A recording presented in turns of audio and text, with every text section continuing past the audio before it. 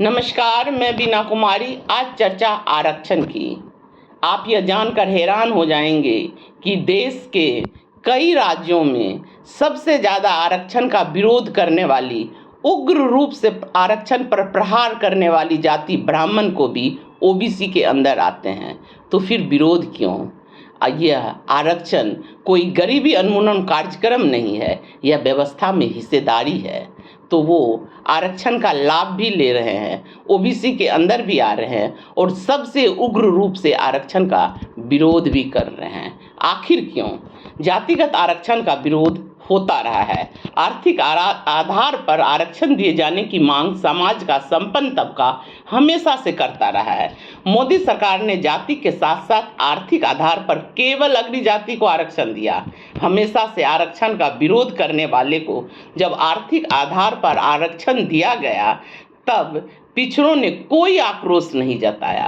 पर आप याद कीजिए 1990 का वह दौर जब विश्वनाथ प्रताप सिंह ने आरक्षण लागू किया तो अडवाणी जी आरक्षण के विरोध में रथ लेकर निकल पड़े और उसके सारथी थे नरेंद्र मोदी।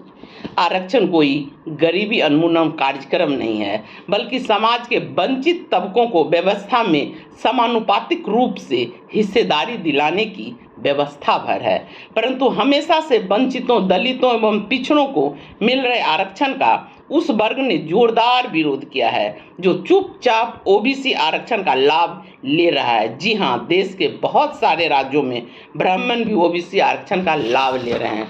राजापुर, सारस्वत ब्राह्मण महाराष्ट्र, केरल और कर्नाटक जैसे राज्यों में ओबीसी आरक्षण का लाभ ले रहे हैं। तो वहीं जोशी ब्राह्मण राजस्थान, मध्य प्रदेश, हरियाणा, पंजाब और दिल्ली जैसे राज्यों में ओबीसी आरक्षण का फायदा उठा रहे हैं।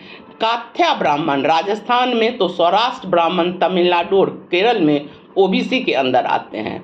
गोस्वामी ब्राह्मण असम, हिमाचल प्रदेश, जम्मू और कश्मीर, हरियाणा, पंजाब, बिहार, उत्तर प्रदेश, उत्तराखंड, झारखंड, राजस्थान, गुजरात जैसे राज्यों में ओबीसी केंद्र की सूची में हैं। इसी तरह अलग अलग राज्यों में ब्राह्मण की कुछ उपजातियां ओबीसी आरक्षण का आनंद भी ले रही है और मजे की बात यह है कि बड़ी मुखरता और उग्रता से विरोध भी कर रही है। आखिर ऐसा क्यों?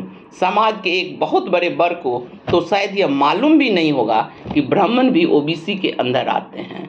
आप मजा भी लीजिए और विरोध भी कीजिए, ये ठीक नहीं है। आरक्षण व्यवस्था की हिस्सेदारी है, इस बात को समझना ही पड़ेगा।